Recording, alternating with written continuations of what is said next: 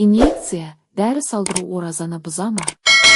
Рамазан айы келгенде мұсылмандардың ең көп қоятын сұрақтарының бірі инъекция немесе дәрі салдыру оразаны бұза ма деген мәселе. Әсіресе денсаулығына байланысты ем қабылдап жүрген жандар үшін бұл өте маңызды сұрақ. Ислам жеңілдік діні.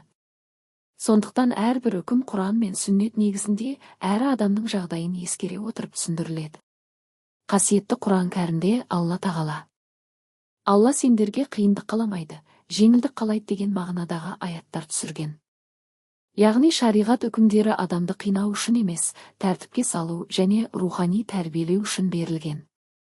Ал Мұхаммед пайғамбар, Алланың сәлемі мен игілігі болсын, хадистерінде де дінде шектен тыс ауырлатуға болмайтыны айтылған.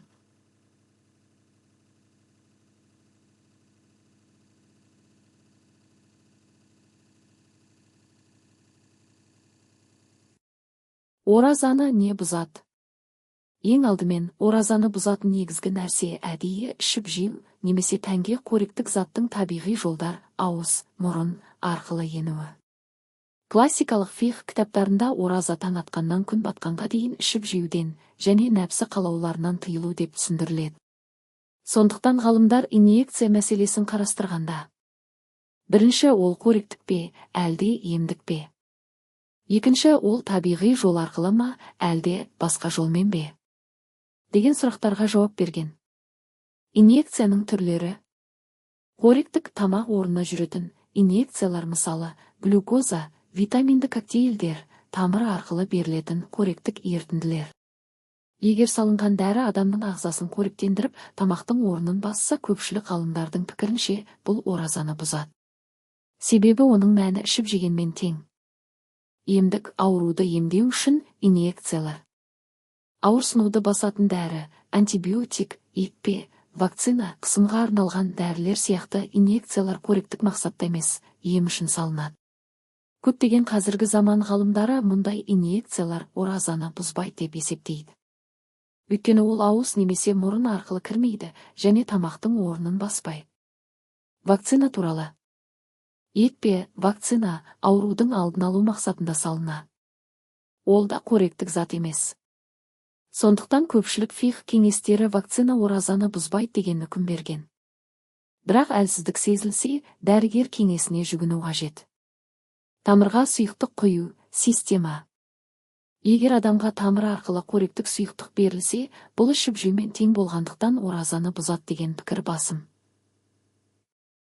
Ал тек емдік, қоректік емес ерітінді болса, ғалымдар арасында пікір айырмашылығы бар. Сақтық үшін оны ауызашардан кейін алған абзал. Ауыр науқас адам не істейді? Егер адамның денсаулығы нашарлап дәрі салдырмаса жағдайы қиындайтын болса, онда ол оразасын уақытша тоқтата алады.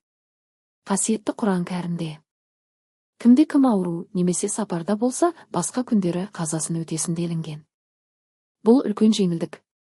Яғни денсаулыққа зиян келетін жағдайда оразаны қинап ұстау дұрыс емес. Исламда адамның өмірі мен денсаулығы бірінші орында.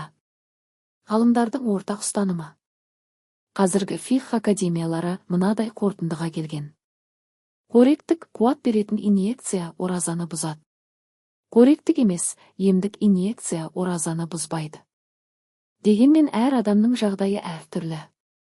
Созылмалы ауруы бар адамдар дәрігермен және дін маманымен кеңескені дұрыс. Рухани жағы.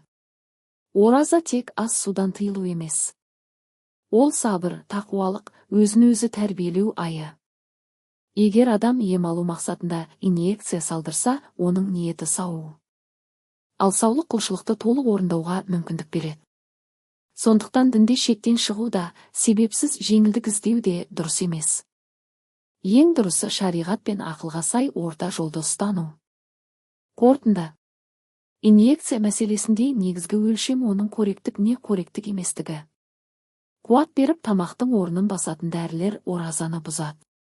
Ал емдік мақсаттағы қоректік емес екпелер оразаны бұзбайды деген пікір кең тараған.